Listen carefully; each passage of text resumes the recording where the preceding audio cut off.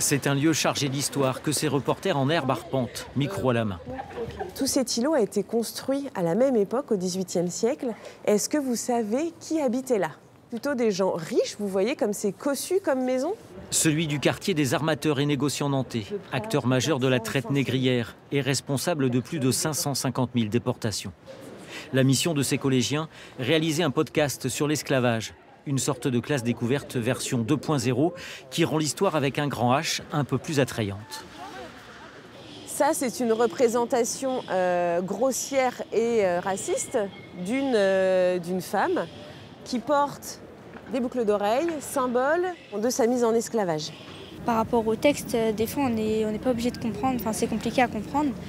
Et je trouve qu'être devant la personne et qu'il nous explique bien tout ce qu'il a par exemple vécu ou son métier, ou etc., je trouve que c'est plus intéressant déjà. C'est vrai qu'avec l'expérience, on retient certaines choses qu'on ne retiendrait pas si on avait juste, je sais pas,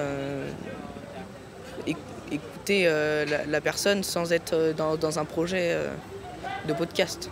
On est vraiment comme des journalistes. Mais en version miniature. Oui. Un projet mené avec Pop Media, spécialiste des créations sonores et de l'éducation aux médias, chargé du montage final. Ce qu'ils apprécient dans cet outil, c'est qu'ils deviennent acteurs. C'est que c'est eux qui posent les questions, c'est eux qui ont le micro en main. Est-ce que vous pensez du coup que dans quelques années, le racisme n'existera plus? Est-ce que dans quelques années, nous pensons que le racisme n'existera plus? Ah, voilà.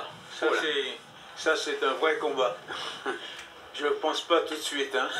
Ils ont conscience que le podcast sera écouté par la suite et donc ils ont conscience de leur responsabilité en tant que journalistes en herbe dans le message qu'ils vont véhiculer. Bilan de l'expérimentation des élèves curieux et impliqués, avec des compétences renforcées. L'outil, alors la radio, le podcast, il nécessite beaucoup d'écriture. Donc ça, c'est intéressant pour un professeur de français. Et ensuite, il permet aux élèves qui peuvent avoir des difficultés dans le passage à l'écrit, justement, de trouver un autre rôle, une autre place et une autre façon de travailler dans une équipe. Ça permet de simplifier le lien entre auditeur et auteur, parce que c'est très simple à faire aussi. On a juste besoin d'un micro, s'enregistrer, et c'est fait. On peut parler de n'importe quel sujet. Tu vas télécharger le produit final? Ouais, évidemment. Je vais le montrer à tout le monde. Sortie du podcast sur toutes les plateformes numériques le 10 mai, journée nationale des mémoires de la traite négrière, de l'esclavage et de leurs abolitions.